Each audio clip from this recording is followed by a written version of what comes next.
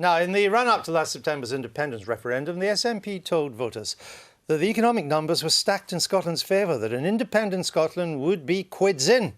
The SNP based their analysis on the huge revenues it predicted would continue to flow from North Sea oil. Only trouble, the calculations were based on an oil price of over $100 a barrel. Today, a barrel of oil is less than half of that, just $48. And getting oil out of the North Sea is more expensive than ever. And it's not just the SNP's figures that have been dented by the slump in the price of oil. Here's our Adam again. The support ships are going more slowly to save fuel. Is that an executive with spare time to work on his swing? The industry body reckons the falling price of oil has cost 65,000 jobs across the country. But the UK's capital of crude has been hit especially hard. The traffic is less.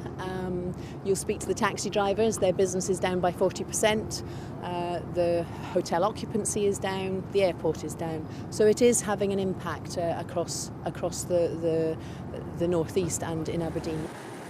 The North Sea produces about 1.5 million barrels a day, compared to more than 4.5 million a day at its peak.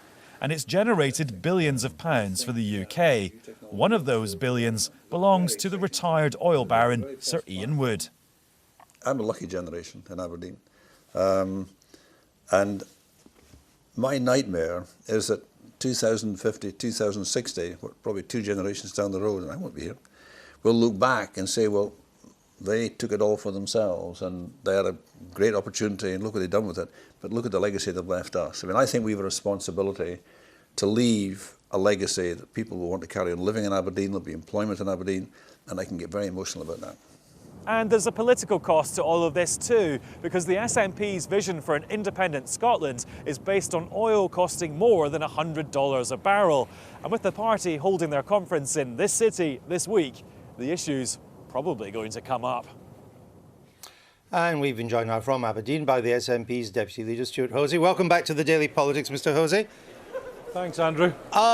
If you'd won the referendum, you'd now be 5 months away from your self-chosen Independence Day. You chose it for March of 2016. You had told us in the referendum and on the Scottish White Paper that oil revenues would be £8 billion in 2016-17. The latest forecast has them at 500 million. So from over 8 billion to 500 million. How would you be filling that £8 billion gap? We didn't win the referendum, Andrew. No, that bit I know. But if you had, how would you be filling the gap? We didn't win the referendum, Andrew. The gap that requires to be filled at the moment is at a UK level because every penny of oil and gas revenue ever has gone and still goes to the UK exchequer. I think more important than the hypothetical of what if we'd won is where are we now? You said $48 a barrel. The 52-week low is $40. The 52-week high is $92. The OBR are suggesting around $70 into the future. And both Sir Ian Wood and Jim McCall are suggesting a bounce back and a hardening of the price in the kind of 15 to 18 month time frame. It's also the case, and we heard in the package about the impact in Aberdeen, that the oil industry have taken measures to manage their own costs. So we need to support those. We need to continue to look at the tax regime, about exploration allowances, doing everything we can to support an industry which has had a very difficult time with the softening of the price, but look to it having a very healthy long-term future. Far more important, I think, for real people's jobs than the hypotheticals of what if would something different had happened last September. Well, except that that's what you campaigned on, the future of our nation. And what I am trying to work out is whether you were campaigning on a false prospectus. Because you would have had if you had won the referendum, you would be facing an £8 billion gap.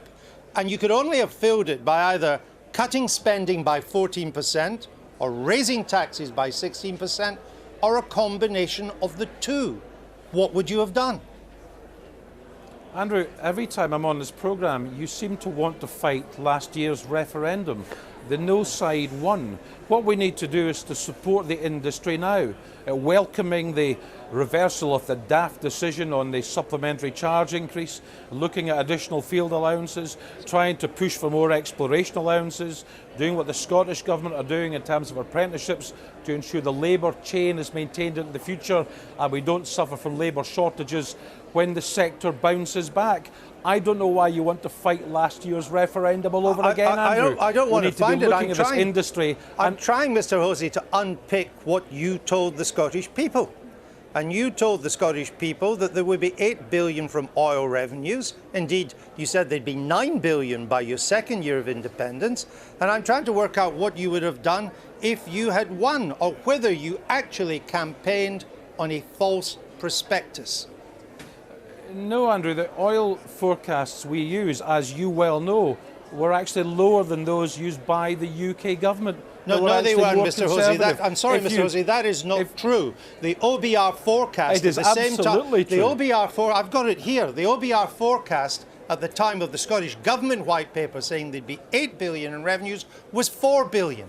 It was half your forecast. I think if you look at the business department, you'll find their oil price forecast was higher than the Scottish Government's. I said the UK government, not the OBR. The government depends on OBR forecasts, Mr. Hosie. I think you look at the UK government's figures, they were higher than the Scottish government's. The Scottish government figure was more conservative. But if you want to admit, or if you want me to admit, the Scottish government, the Yes campaign, the UK government, the OBR got the figures wrong, you're absolutely right. But you just got them more wrong than anybody else. No, we didn't, and I've already explained that, and that is the wrong thing to say. But how much better it would have been if we'd been able to take action to overturn the daft decision on the supplementary charge without having to wait months and months and months for the UK government to take a decision that everybody knew needed to be taken in the first place. Let me come on to your government's own record in Scotland. Why have you barely increased health spending in Scotland since 2008? Health spending, revenue side, has increased in real terms every year. It's about to hit 12 billion for the first time, and if we're re-elected, it will rise in real terms every year. How much has it increased in real terms? Andrew, how much has it increased in real terms every year, Mr. Hosie? Well, I don't have that figure, but okay, the revenue budget is a real terms well, you've just claimed it, and I'll tell you. Health in 2008, just the year after you came to power in Scotland, was 11.7 billion in Scotland. By last year, it was 12.1 billion. This is in real terms. That's an increase of only £300 million in real terms. It's peanuts and much less than the increase in England. Well, I have to say, given we have had a government subject to quite extraordinary cuts in revenue and capital from London, the fact we've been able to protect the NHS and deliver a real terms increase every year and a future real terms increase planned is a remarkable achievement given the pressure, the downward pressure by George Osborne on the Scottish budget. That's something we should be proud that we've managed to achieve, not something that should be dismissed in a line. Why should you be proud, Mr. Hosie? The English health budget over the past 5 years has risen in cash terms by 12%. You've only increased your health budget by 8%. Why are you lagging behind England? I think we're not lagging behind England. We have a different health service. We've fully maintained it. We've stopped the privatisation of it. We're not going ahead with the daft junior doctors' contracts. We've taken the private sector out of cleaning our hospitals and reduced hospital-acquired infection by around 80%. We're seeing more patients than ever before. We've an increase to 137,000 employees in the NHS. This is a very strong record. Well, and better, I think, Andrew, to recognise the achievements than simply talk the NHS down. Except that in terms of increased spending, health spending in Scotland is increasing less than it is in England. As a share of government spending in Scotland, health spending has been falling. It's been rising in England. And one of the consequences is that in terms of waiting time targets, you haven't hit them in the A&E since September 2009. You have missed for 6 years in a row.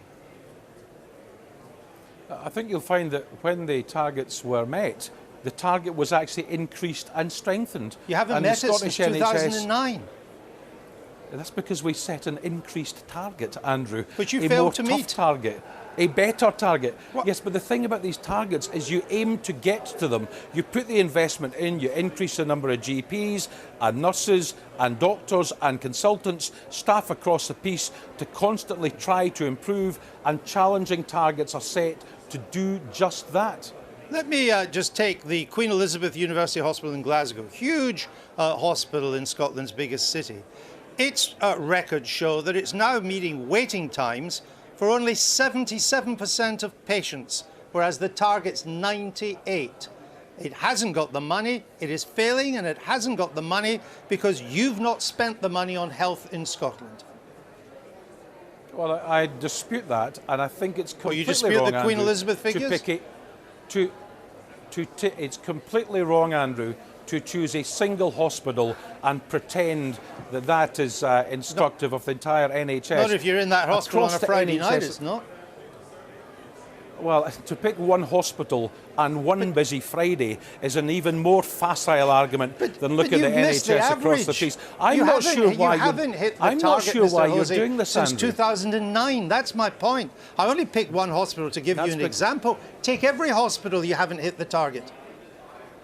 Well, that simply isn't the case.